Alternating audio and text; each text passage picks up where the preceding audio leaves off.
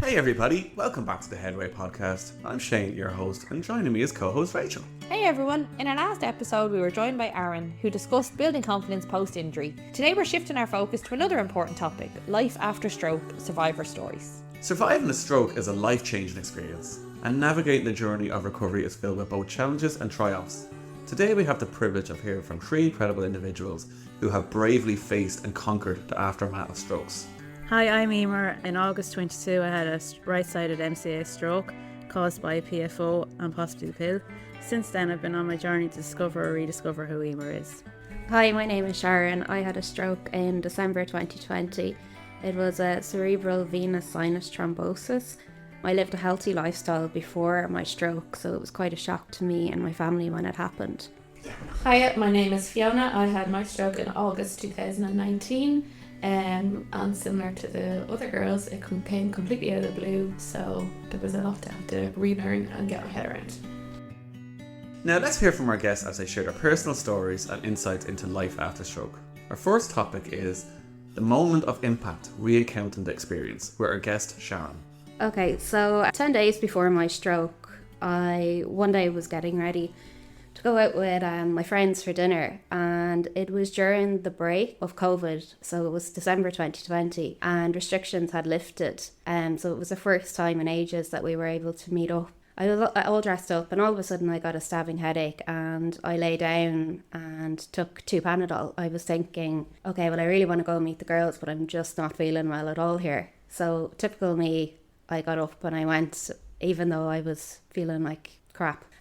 So that was fine anyway, and then I didn't really enjoy the night, couldn't eat my meal. Then a couple of days passed and the headaches they kept going. I actually put it down as a migraine, and it began to, as a few days went on, even after that, so this was about 4 days in at this point, I started to feel very, very nauseous, and I was beginning to be not able to sleep at night. So I rang the GP.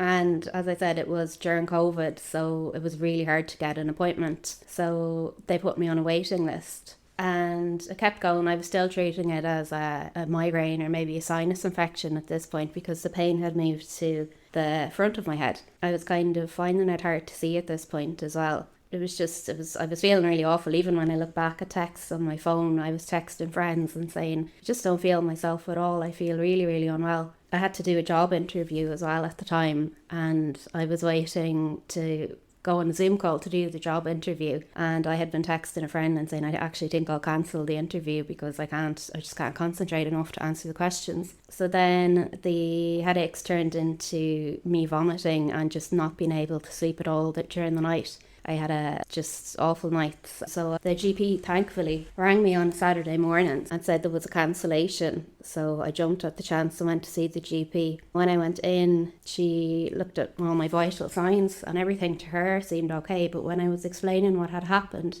over the previous days, she decided to send me for a brain scan just as a precaution. When I got home, my brother decided to bring me up for the brain scan. We went to Tala Hospital. In the car, things got much worse for me. I felt really, really sick. I was violently ill. I don't even remember being in the car much, but I do remember saying to my brother, I think I'm going to die. And eventually we got to Tala Hospital, and he actually pulled into the ambulance bay because he was so worried about me, and he got out of the car. We got into the triage, or into the A&E, and I remember I had a letter in my hand that the doctor had gave me. And it was unreadable anymore because I had been so sick, and I wasn't able to say my own name.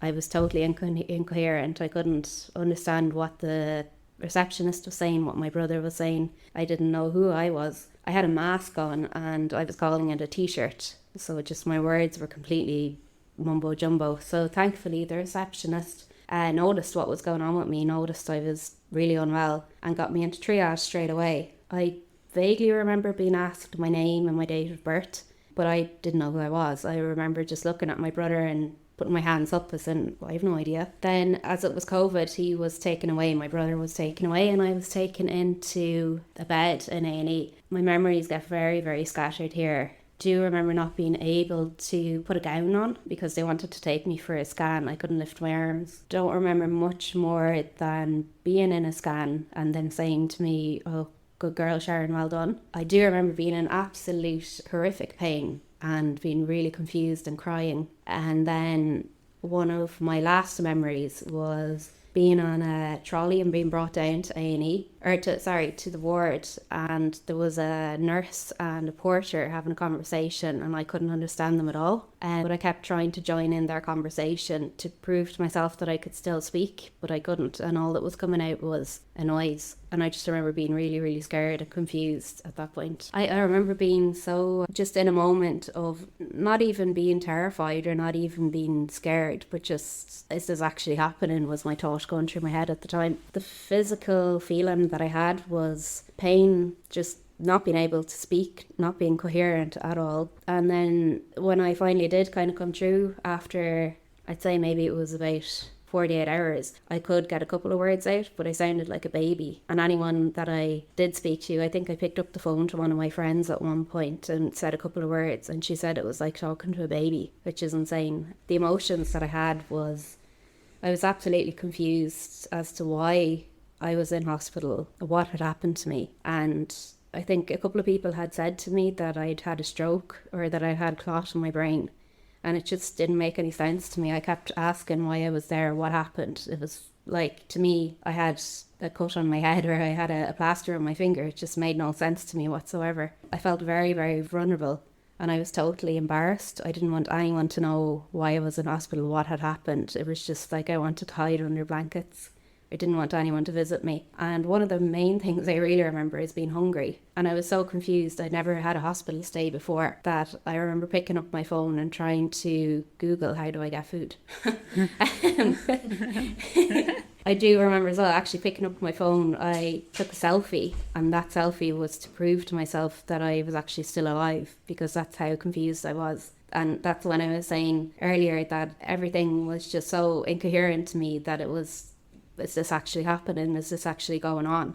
That I even had to look at a picture of myself to go, yeah, no, this is real, this is happening. So it was a very bizarre feeling, or even to look back on it now, it's like a dream. It's like, did it actually happen to me? I can definitely relate to that, yeah. It's kind of similar, yes, yeah. Initially I didn't really understand what a stroke was, so they were telling me I had a stroke, but it meant absolutely nothing to me. So yeah, I can relate to what you're saying, absolutely. Yeah, I can definitely relate as well. I think it's just the overall confusion that you haven't a clue what's going on around you and you're relying on other people to care for you. So at least mine was before COVID, so like whenever there was people in with me, it was my mum or my sisters or my cousins or whatever. Whereas it was obviously not different for you when you were relying on nursing staff or doctors or ancillary staff that you didn't actually know. And your only connection to the outside world is a mobile phone, and if you can't use it properly, then that's not really any good to you, which is an issue in itself. But again, I suppose when my stroke, my symptoms were I was vomiting and I had a seizure. So then I was out of it completely. So I was just really lucky that my mum was there, because my mum not being there, I wouldn't have even been able to get help for myself. And again, you're going in, and I was kind of drifting in and out of consciousness. Again, like you, I didn't know my name, I didn't know who I was, I didn't know where I was, I wasn't able to answer any questions, I couldn't understand what people were saying to me. So you're lucky your brother was with you. I was really lucky my mum was with me, because otherwise I wouldn't have been able to have gotten myself help. So it's scary when you think back that had there not been other people there, who knows what might have happened. Absolutely. Yeah. In my case, I was at home. I had a 15-month-old baby at the time, and I was at home on my own with him, and I was just really, really lucky that my dad happened to call in for a cup of tea. And I literally had the stroke 5 minutes after he arrived. And luckily he knew the fast symptoms, so he rang the ambulance and I was rushed to Beaumont. If he hadn't been there, there's no way I'd be here today, and that's what I've been told straight out. So it's just very, very lucky. And like that with COVID, I had no support either, just nurses and doctors, and relying on what you've been told. And again, because of my understanding, I hadn't a clue what they were telling me. They might as well have. Yeah. Were you, because with me, there were so many doctors coming and going, and because the shifts changed, it's a different person every time. Yes, yeah. And it's hard enough with your memory to try and remember what you've been told, but Yes. different people coming and telling you. Did you have that? Yes, problem? absolutely, yes. Yeah. Yeah. That was very difficult. And again, because I wasn't taking in everything, and then I was trying to relay information back home, which obviously wasn't the most accurate because I couldn't remember exactly what was being said. Yeah, I had big issues with that, all right. I only found this out it was about 8 months later, but I had texted a friend and said, yeah, I'm okay, I'm getting tests done, they don't know what's wrong. And I said, I had a stroke, but they still don't know what's wrong, I'm getting tests done, how's your dad? Like, it didn't make any sense to me that it was a serious thing that had happened. They don't know what's wrong, they're still doing tests. It was crazy. That's just how oblivious I was to everything. Yeah. I was glad though I was oblivious, because it was nearly protecting me from the reality of what was going on as well. Absolutely. I didn't really understand what was going on, which I suppose was good in a way. I wasn't panicked, I was just there. Like, they told me that I had 12 hours and I probably wasn't going to survive those 12 hours. And that didn't even sink in, like that really didn't sink in. I had no phone with me either. That was the big thing. They kept telling me to get your phone now. You need to ring people, you need to text, you need to tell them, do you know that this is after happening? I was like, no, I'll just sleep for a while now. I'm fine. Yeah. I was given that 48-hour window as well, and I had no idea. But my parents and my brother at home and my family knew all about it. Yes. But to me, I was out of it. I thought I was there with a foot or no idea what was going on. Yeah. Absolutely, yeah. Moving on to our next topic, recovering and rehabilitation, overcoming obstacles with Fiona. I suppose I should probably start with whenever I was discharged from hospital, I was discharged home. So that in itself was interesting, because I assume when you're discharged home that you're fine, and it turns out I was not fine at all whatsoever. And I actually didn't even realise that I'd had a stroke. My family and all, we didn't know that I had a stroke, because they were using a word like clot, or they were using acronyms like AVM and CVA.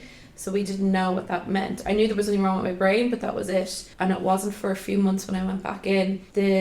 One of my consultants used the term stroke, and I was like, oh, I understand what that is. So that was a relief for me at that point. That was maybe 4 or 5 months post-stroke that I found out that it was a stroke. And then at least then I knew what was wrong with me, because I couldn't understand why I was so tired and why I wasn't able to speak properly and why my memory was so bad and I didn't have any concentration and things like that. So at least then I knew that there was a reason for it. I suppose initially as well, when I was in hospital, I'd overheard a conversation that they thought I'd be back in work in a couple of weeks, but it's now coming up in 5 years and I'm still not back in work yet. So it's a long time to kind of be facing recovery.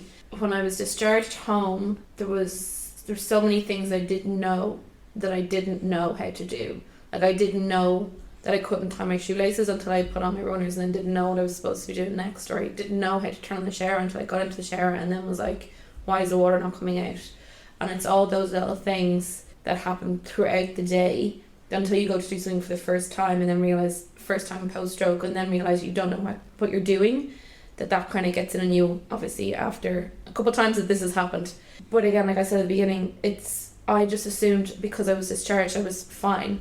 Whereas a lot of times people are discharged from hospital to a nursing home, or from hospital into rehab, or from hospital somewhere else. And I didn't have that opportunity, so I didn't realise that I was as bad as I was.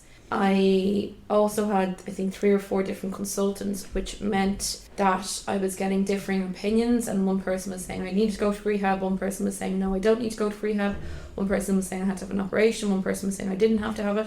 So there was no kind of consistency, there was no and everybody wasn't on the same page, but they were expecting me to be able to remember things that they were saying, whereas I couldn't even read a headline in a newspaper, but yet they were expecting me to be able to go into appointments by myself and remember all these things when I wasn't able to. So I found that really difficult as well. But I didn't help myself, because I wanted to save face, so I was masking a lot of my issues as well. So whenever mum was asking me what was wrong, or mum was asking me how X, Y and Z was going, I was saying that I was better than I was, because I knew that she was so worried about everything that I didn't want to put any more stress or strain on her, which kind of, I suppose, was not very helpful for me.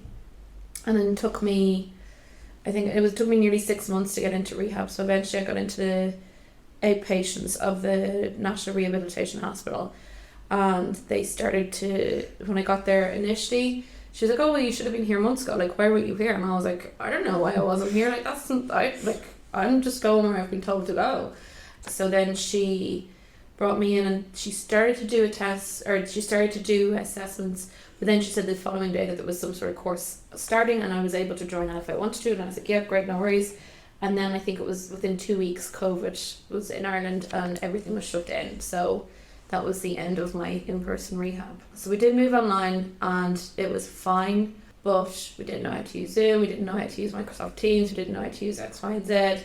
You were going from a 2-hour in-person session to 1 hour every week to 1 hour once a fortnight, where people can't turn on their microphones, people can't hear each other, the internet wasn't working, people can't log on, people are ringing you. Like, it was a nightmare. It was just, I don't want to say it was a waste of time because it wasn't a waste of time, but the time you weren't getting that set rehab time, which was really, really difficult. And then I suppose as well, just in general with COVID, everything was shutting down, so I didn't get to go into my hospital appointments or I didn't get to see my consultants. So that in itself was difficult too. And then you're kind of relying on your friends and your family to do a lot of stuff for you. But if you don't want the help, like I would have been quite an independent person, so I wasn't letting them know how much help I needed. So it was kind of like you're stuck in a catch-22 situation that without the help you're not getting where you want to go, but you don't want to admit that you're not getting where you want to go to either. So it was very, I think the loss of independence was one of the biggest difficulties for me.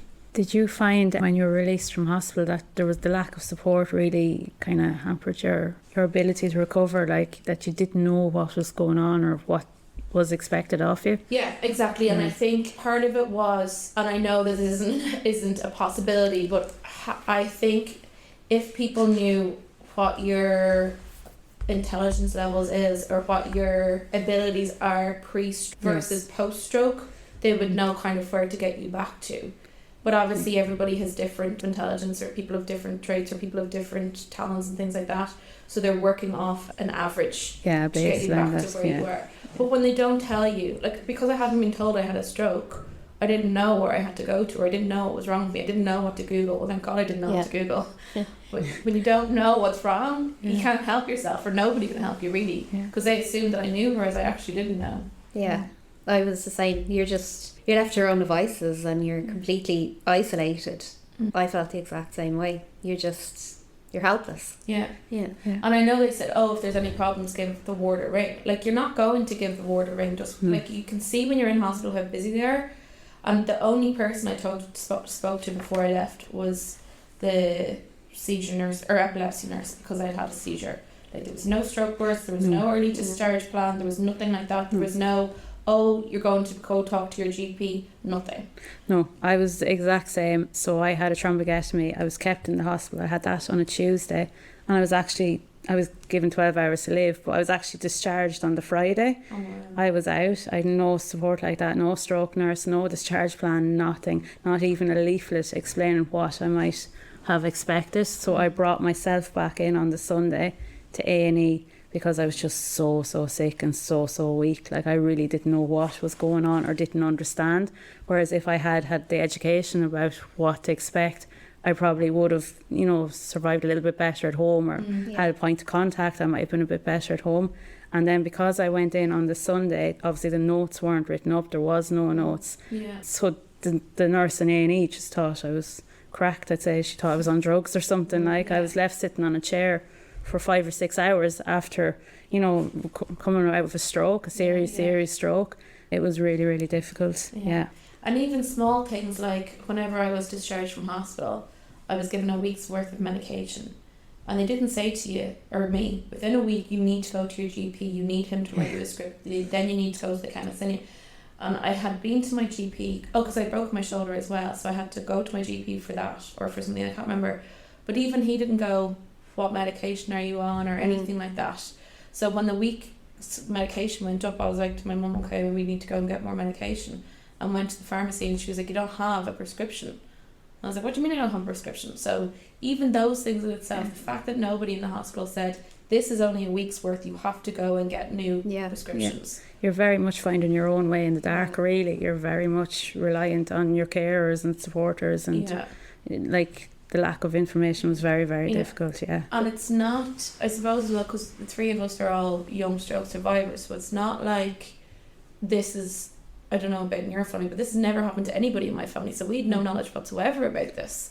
So it's not like if it's something else that you know what the steps involved are, whereas this was just out of the blue for everybody involved. So everybody was already trying to overcome a traumatic event and then figure out if you're going to die or not, and then go, okay, it's grand, they're coming home, they might be okay. And I was being constantly minded because, like I said, the microwave and fire, like it was just, I was a huge source of danger to everybody, like, but I didn't realise that myself. Like, it was the same for me. The same, my family knew nothing about it. We'd thankfully no background with stroke. But the thing that baffles me was I was being released with a huge script of medication, and I wasn't coherent, I couldn't understand anything, and I couldn't speak properly for myself.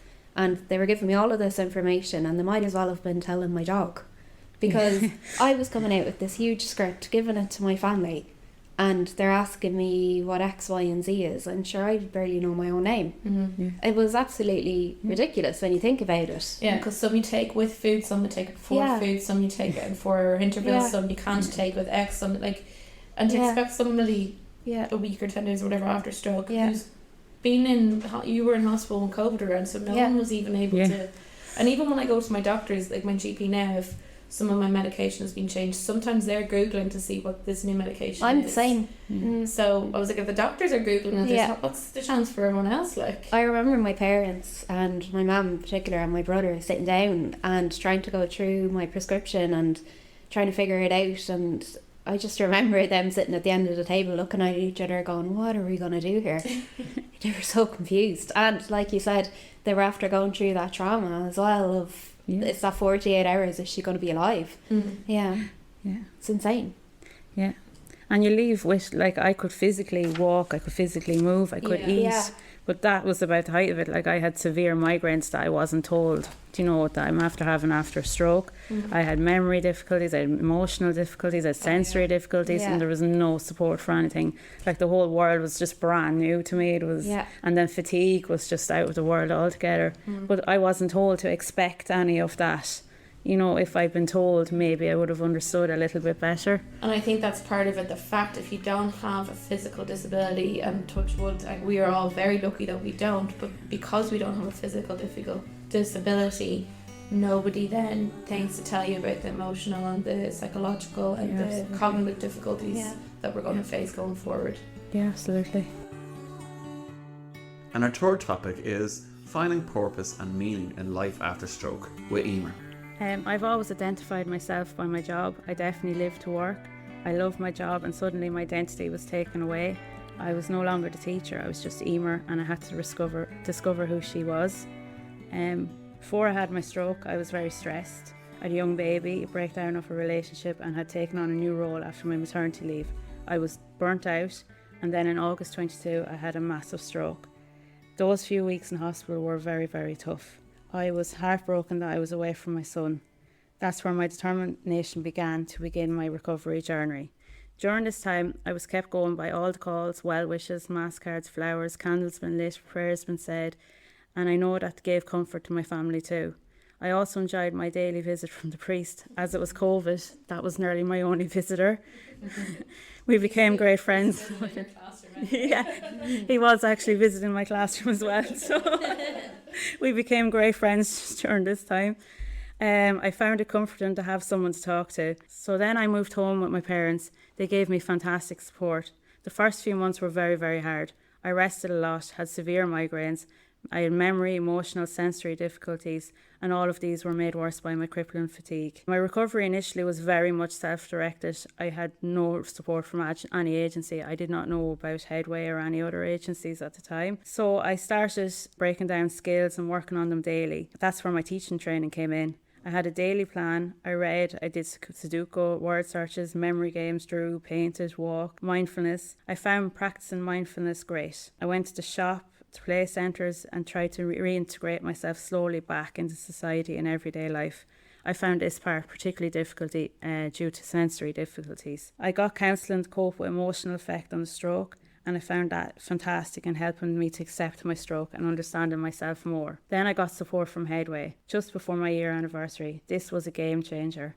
My self-directed recovery had plateaued. I brought myself as far as I could. With the help of my key worker and the compassionate focus therapy group, I began to really discover who Eimear was. I can't emphasise enough how important it is to meet and talk to other people who are going through the same as you are.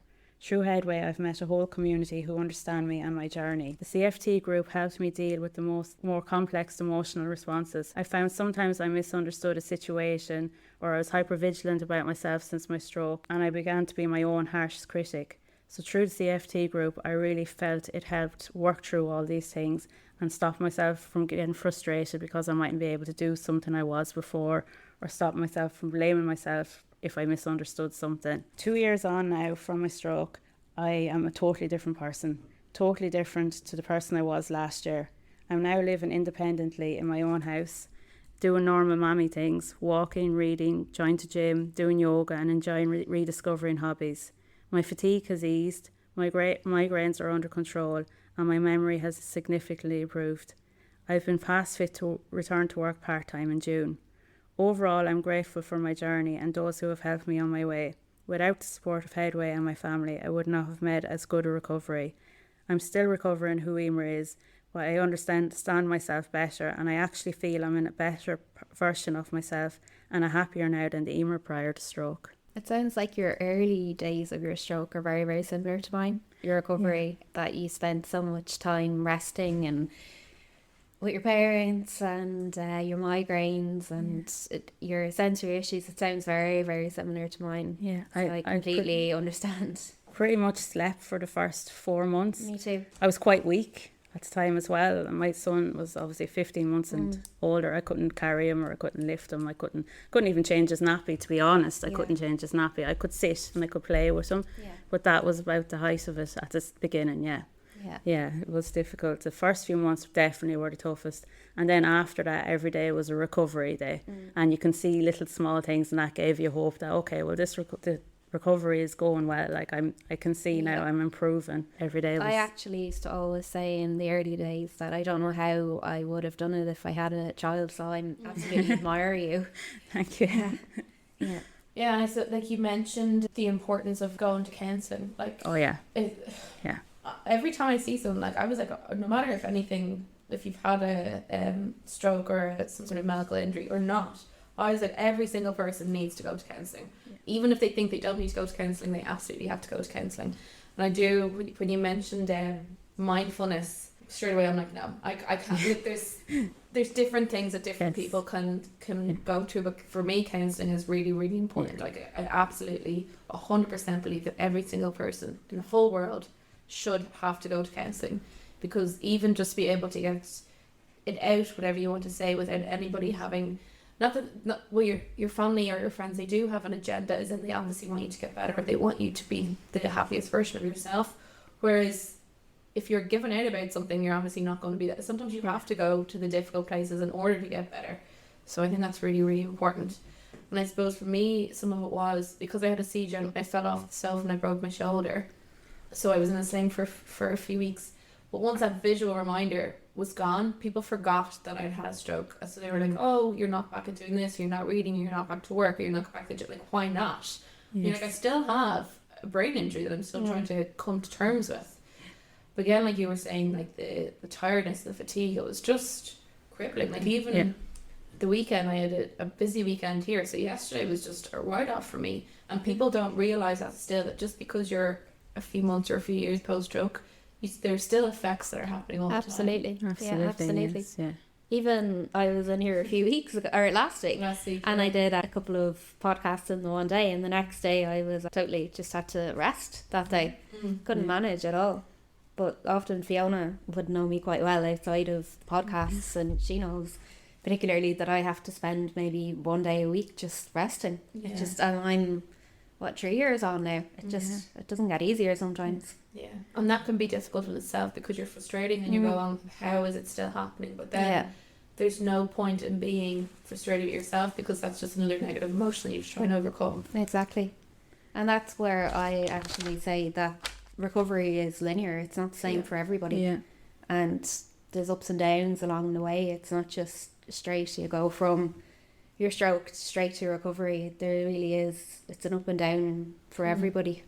Yeah, and that's really important. Like even Eimear was saying, like, your return to work in June, and that's brilliant. But there's other, like, I haven't returned to work. Sharon hasn't returned to work. Some other people return to work within a few months. I'm like, how? Yes, like, you're crazy. Take more time off. But I think it's just, obviously every stroke is different and every brain injury is different, but I think these are going to kill me because you feel I'm obsessed with them. Well, I can't.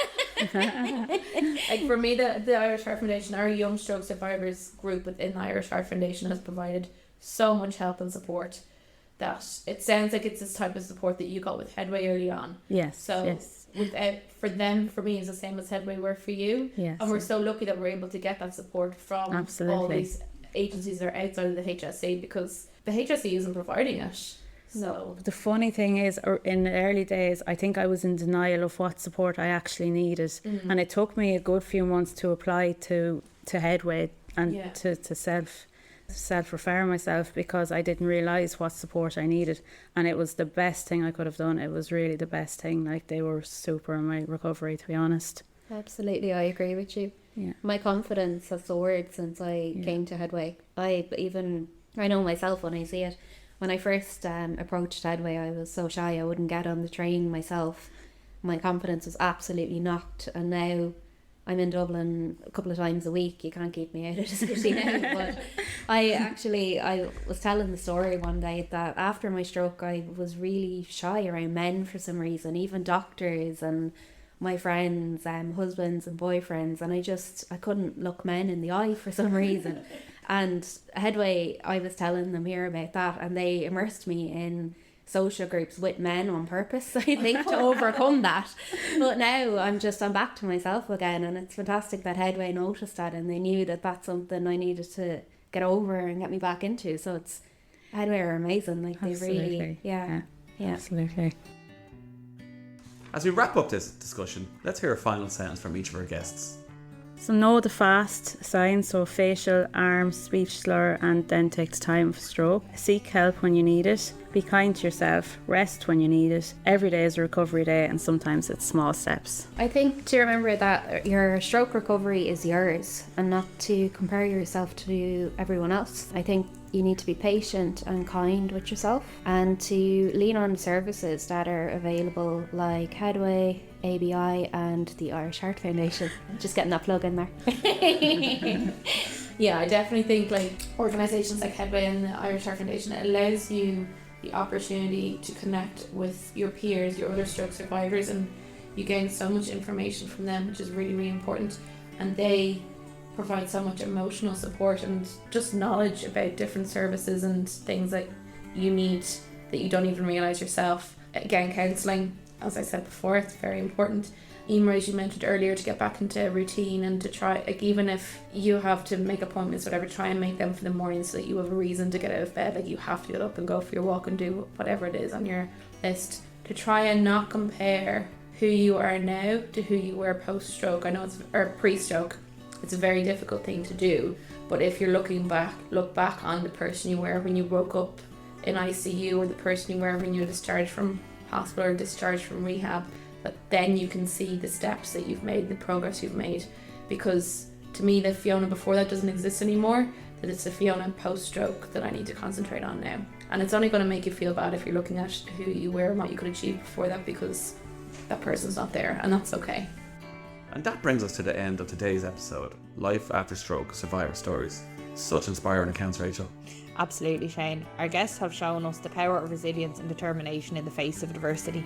And a big thank you to our incredible guests for sharing their journeys with us today. And as always, a big thank you to our listeners for joining us and being a part of this important conversation. Connect with us on social media to share your thoughts, questions, and your own survivor story. Join us next time for another compelling episode. Until then, take care and keep moving forward with Headway.